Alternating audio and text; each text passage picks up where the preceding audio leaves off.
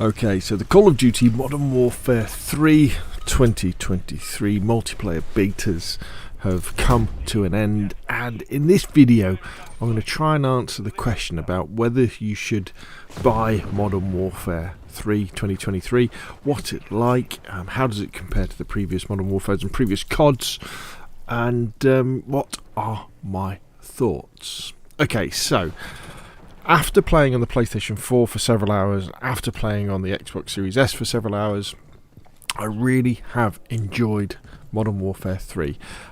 This is a faster movement COD with a slightly longer time to kill, but for me the gunplay and the movement have all been, it's been a lot of fun. I've had an awful lot of fun with these games, and playing various different game modes as well, everything from ground war to domination to team deathmatch to kill confirmed to hardpoint as well, because there's been a lot of mosh pit play styles there as well. However, I still think that Modern Warfare 3 that we're getting, on November the 5th, is it, or something, or November the 10th, I still think originally it was going to be a DLC for Modern Warfare 2, and the big proof of that is the fact that when Modern Warfare 3 comes out, the multiplayer maps we're getting for it that it's releasing with are remastered versions of the Modern Warfare 2 release maps, from back in the day, from the 2000s. So that kind of shows it to me. I mean, true, they've created a zombies mode and I watched some of that, and to be honest, that just looks like they've added zombies to DMC, and they've made a campaign as well. But I think originally this was going to be a premium DLC pack that you could buy, and you'd have all the maps to play on, but it would have been a lot less in terms of money than a full release. But this will be a full release, and I think you need to kind of bear that in mind when you play it.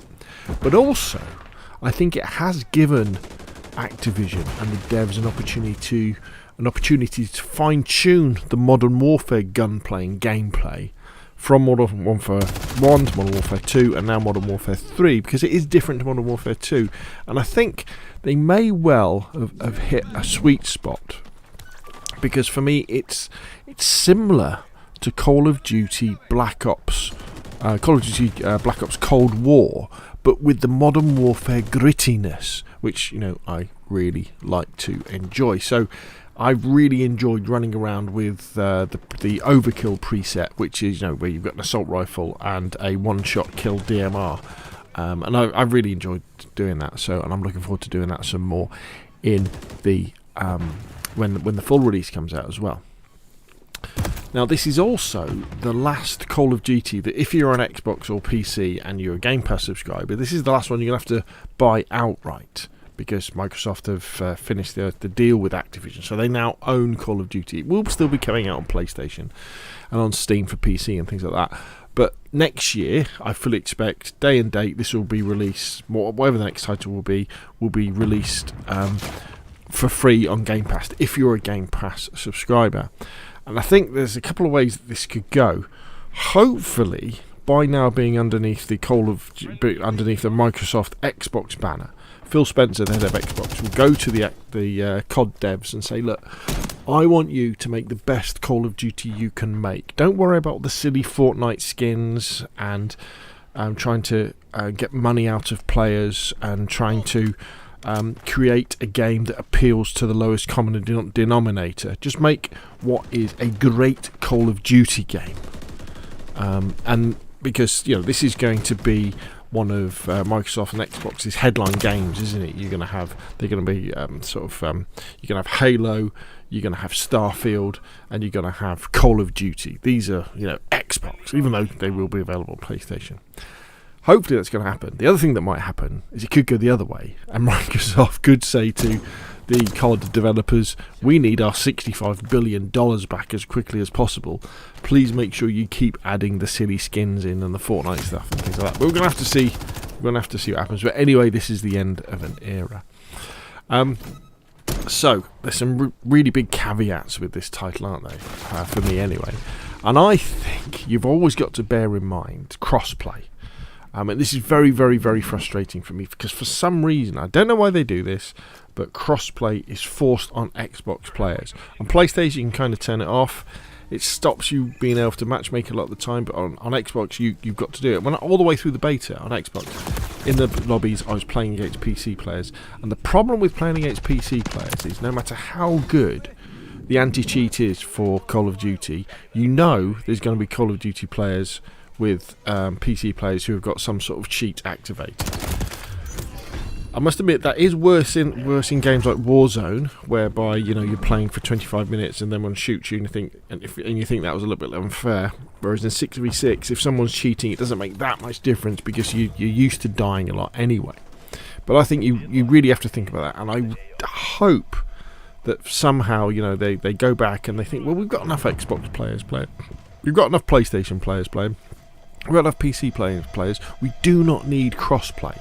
And I hope they manage to turn that off. So keep that in mind as well. But overall, I think this is going to be a good Call of Duty. Good multiplayer anyway. Not sure what the campaign's like. Don't know what the zombies is really going to be like, but it looks a little bit weak this year. But I think it's going to be a good one. I think if you're used to the slower movement speed of Modern Warfare 1 and Modern Warfare 2, this is going to take a little bit of getting used to. But because of the level of sound from the footsteps, you can play tactically, but it does have the speed and that sort of faster gunplay from something like Black Ops Cold War, where you can run, you can push, and you can be successful doing that as well.